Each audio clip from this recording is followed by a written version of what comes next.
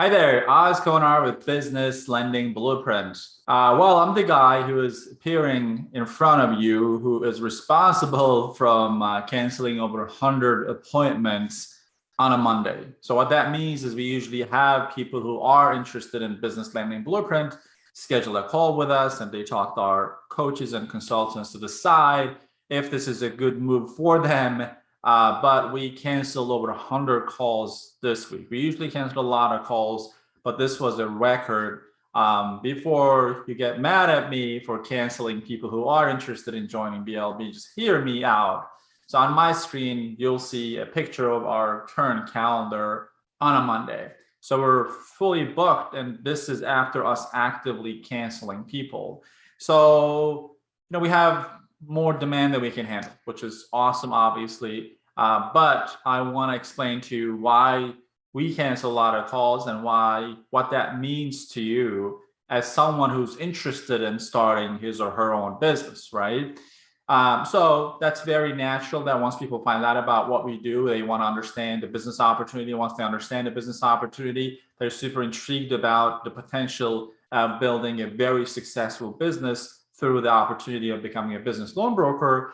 They watch different videos from us, marketing videos, the webinar, they get the emails, and they decide that, hey, this might be the right move for me. They book a call with us, then we talk about it. And if it is a good option for them, they pay the enrollment fee and get enrolled, right? That's our usual rhythm and that's our usual flow. But we get a lot of appointments, a lot of demand for our services. So we cancel the ones that we think is not the best fit.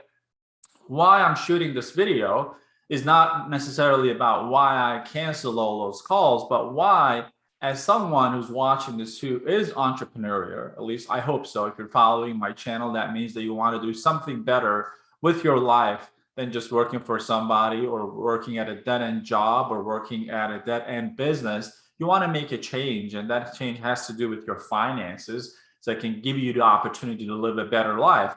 If that is you, you need to understand certain things. When you're trying to make a decision on what business to start, so I want to give you a quick guide. Whether you work with us or not, that's really irrelevant, because honestly, even if you wanted to book a call right now, we can't really take the calls. We constantly keep opening, our slots in the appointment, appointment system. So if you find a spot and you're interested, definitely get in. But this is independent of the business lending blueprint. I want to talk about a decision-making process for you so you can take it and use it when you're trying to decide if a business is the right business for you to start.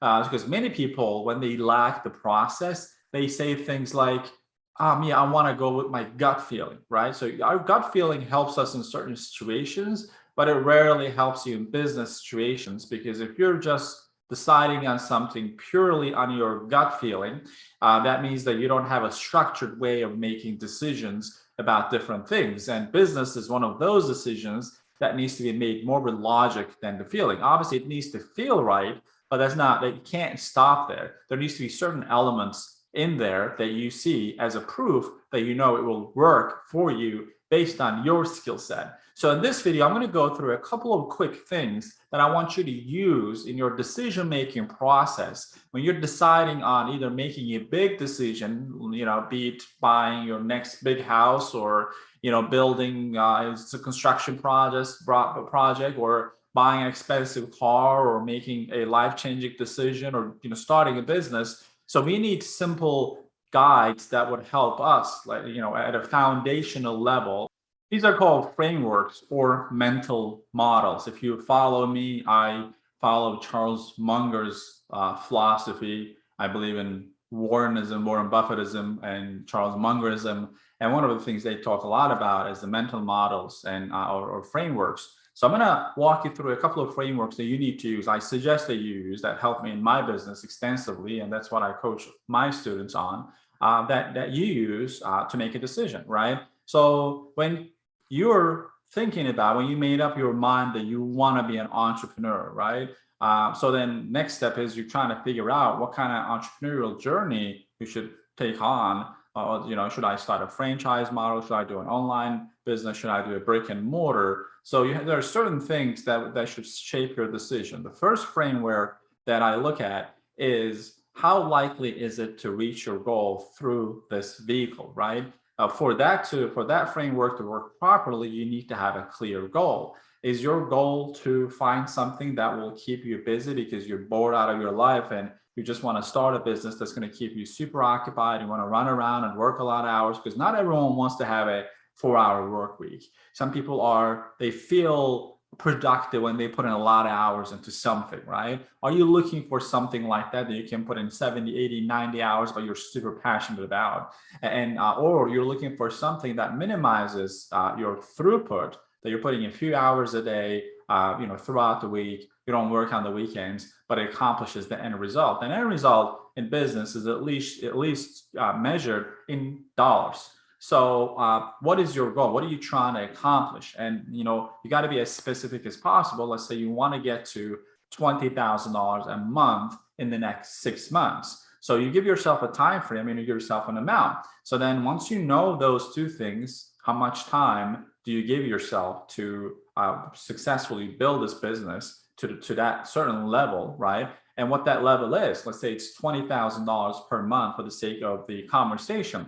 Now you know those things. You can use the first frame of reference for framework, which is, all right, so the vehicle that I'm analyzing, I'm looking into, will that allow me to get to that level? Now, that's a good question. So how do you make sure that it does? Well, you have to find out, has it gotten anyone to that level? So do I have sample amount of people who have reached that level through this business? For example, you're looking into buying a Subway franchise and they tell you it's like $60,000 with the store and everything all added up, $100,000, and they're telling you they're going to be making $100,000 a year. So you're investing $100,000 up front, but they're saying that in perpetuity, as long as you keep the business, you're keeping $100,000, you're making $100,000 a month.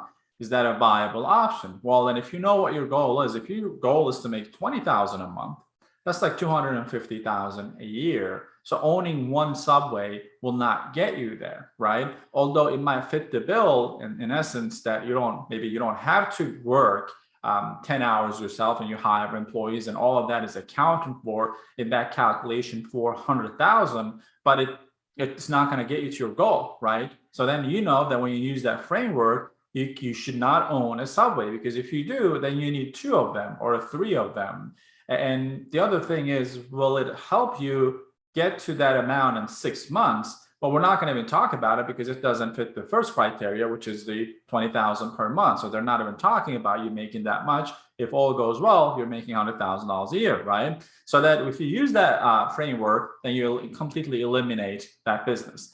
The second thing is, are you going to be offering products or services that are viable long-term, right? Not just today. Then if you just focus on today, you jump on a hype of like a business model that's going to skyrocket maybe and disappear in 2-3 months. You want to be in an industry that's currently growing, not plateaued, and people are it's like a revolving door. And I'm going to give you an example. Many people, and the people that I know personally, they try to get their real estate license because the market is hot right now, or they go into the insurance industry. So both of these industries kind of plateaued when it comes to as a career opportunity, right? For the market itself, yeah, I know it's hot, but as a career opportunity, we come across hundreds of people who got their license on real estate or insurance. They tried it for a few months and they came back and joined the blueprint. So the second, framework is that a viable industry? Is that saturated, or is it still growing? Right? So it's very difficult to be the first person in an industry.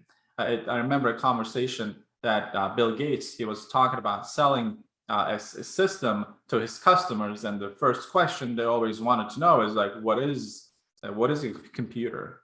Then fast forward, when the internet came around, people were asking, all right, before we talk about your products or services, like what is internet?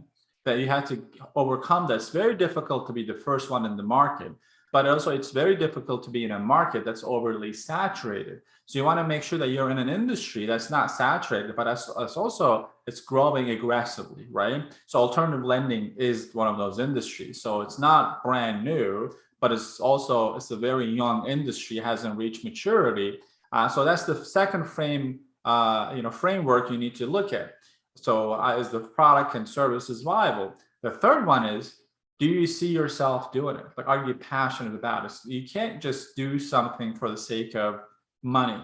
Obviously, if you're in a survival situation, financially speaking, and you want to make money, you can maybe you're telling yourself, listen, I would do anything. I would just go out there and be the door-to-door salesperson and sell anything that I just to make some money. I get that. I've been there.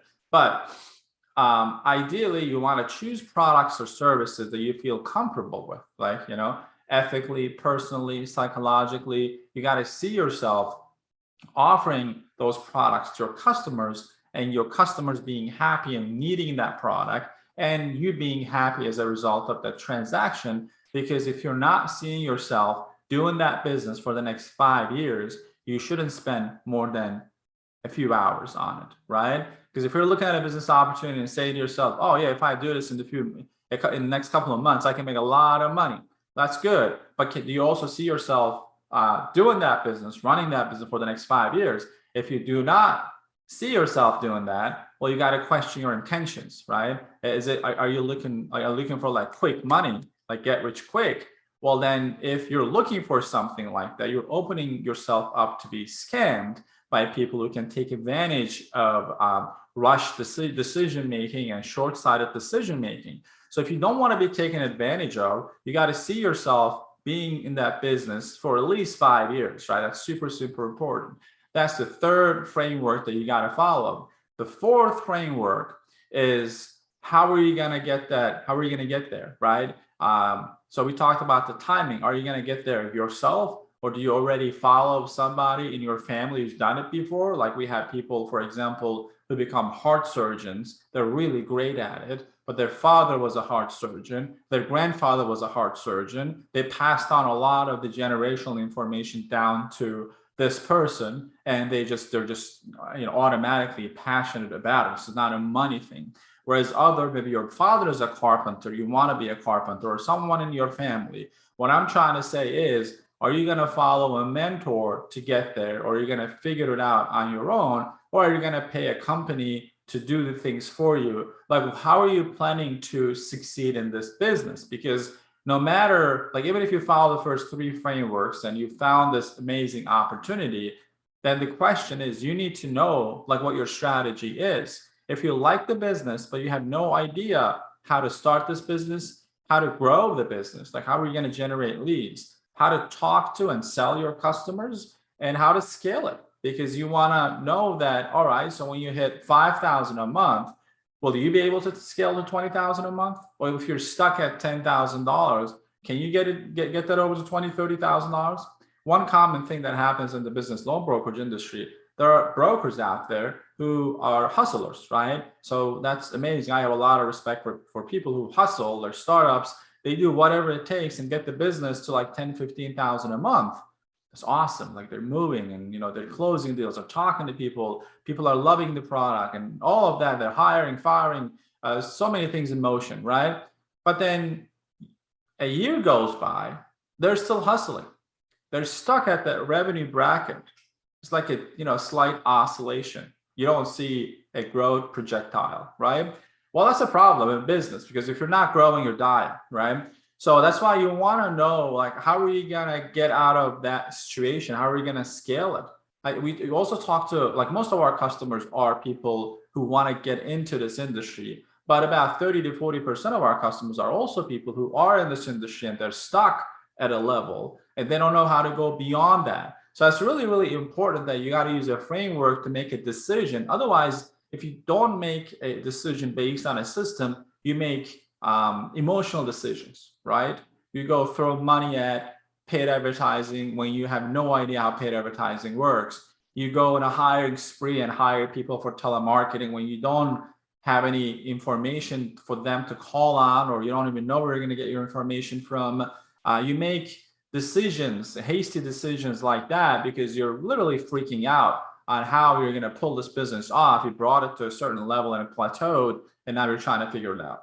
So you don't want to make drastic changes like that. So you want to have a plan in front of you, right? Because if your strategy is hustle after a year, hustling is not a long-term strategy. that could be a good strategy. If you don't know what you're doing, you just, if you don't know what you're doing, the best thing to do is you just move around. Like, action is better than inaction. But when you reach a certain level, you need to have strategy.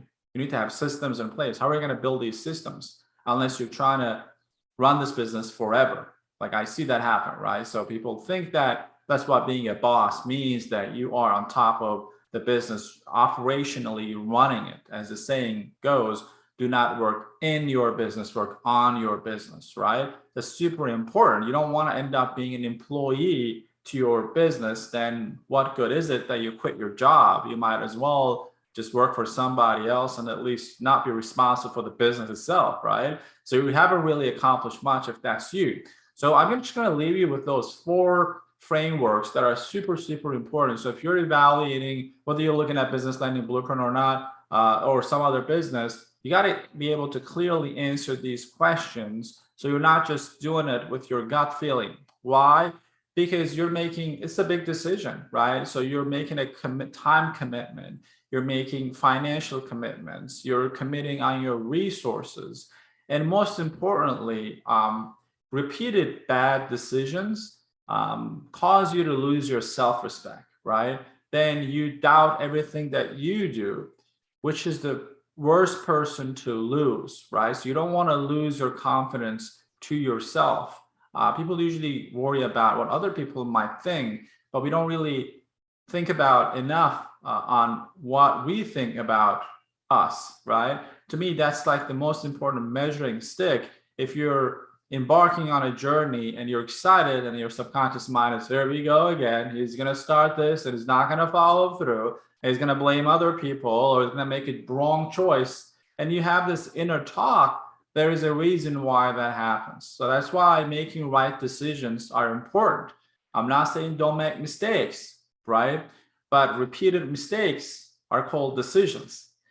So for that reason, I hope you see the value in this video. And if we did cancel on you, I do apologize. Try again, and we'll try to get you in, of course. But if you like my content, subscribe to the channel, like the video, and comment below on your thoughts. And if you're using maybe different frameworks or mental models, I want to know what they are. I'm a bookworm when it comes to like mental models. I want to study and learn all of them, but obviously I can use and retain only so much. So I like to learn from my audience as well. So if you're still here, I'll see you on the next video. Take care now.